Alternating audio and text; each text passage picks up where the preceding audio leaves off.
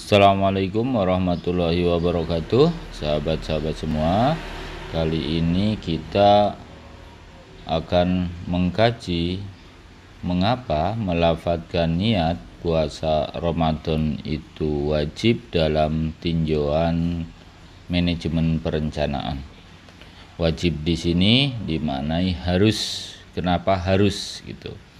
Kenapa harus melafadzkan niat puasa Ramadan sebelum puasa Ramadan itu dilaksanakan, atau sebelum masuk waktu dimulainya puasa Ramadan? Ini menarik untuk kita simak karena tinjauannya adalah tinjauan manajemen perencanaan. Selama ini kita lebih banyak mengkaji dari tinjauan fikih. Banyak para ilmuwan memposisikan niat itu identik dengan perencanaan. Sehingga karena niat identik dengan perencanaan, maka niat atau perencanaan tujuannya adalah untuk mempertegas sasaran, visi, misi agar profesional, terukur, jelas, tertib, sempurna, efektif, efisien, dan optimal.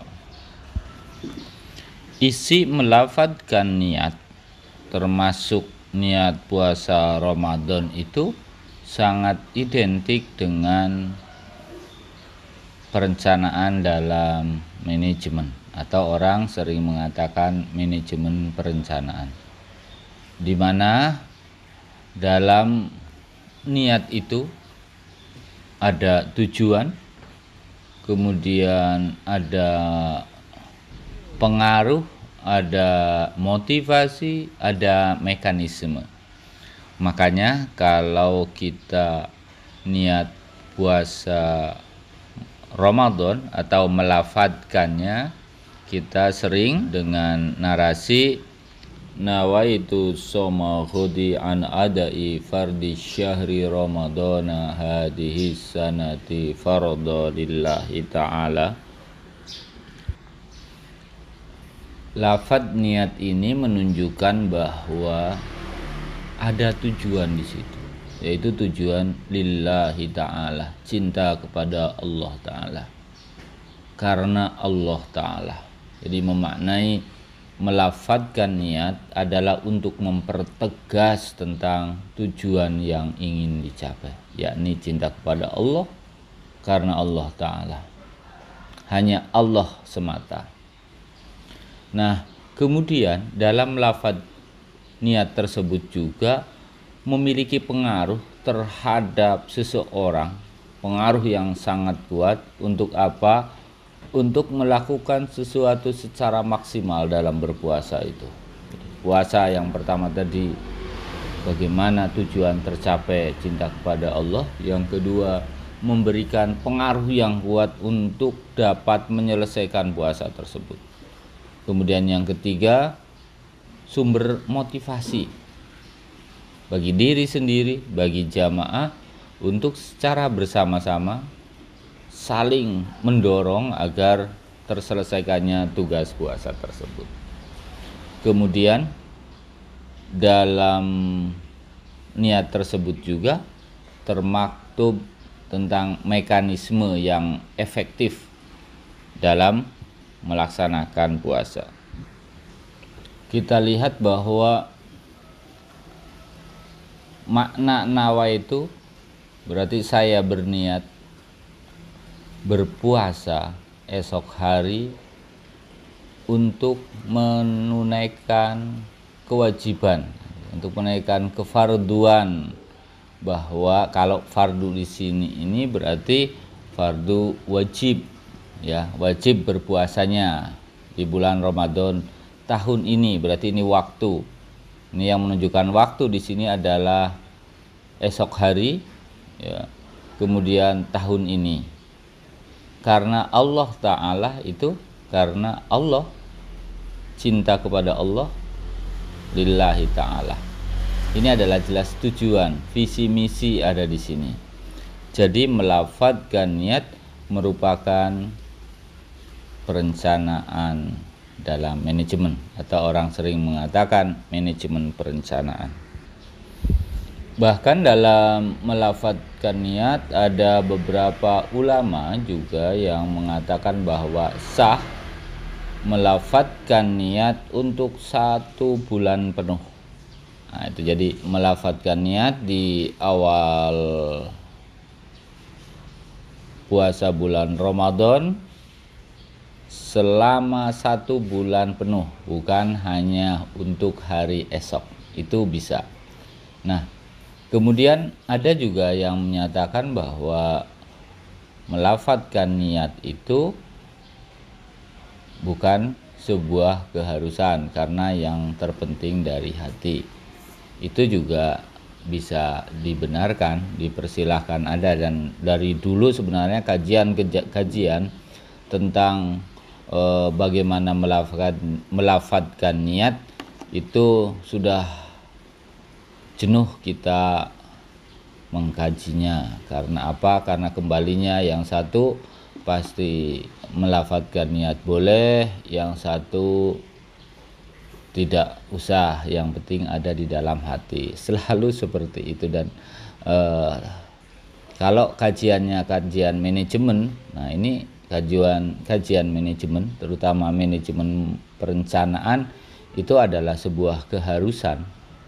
Kenapa menjadi harus? Karena ini akan mendorong seseorang untuk mencapai tujuan yang diinginkan, yakni cinta kepada Allah Subhanahu wa Ta'ala.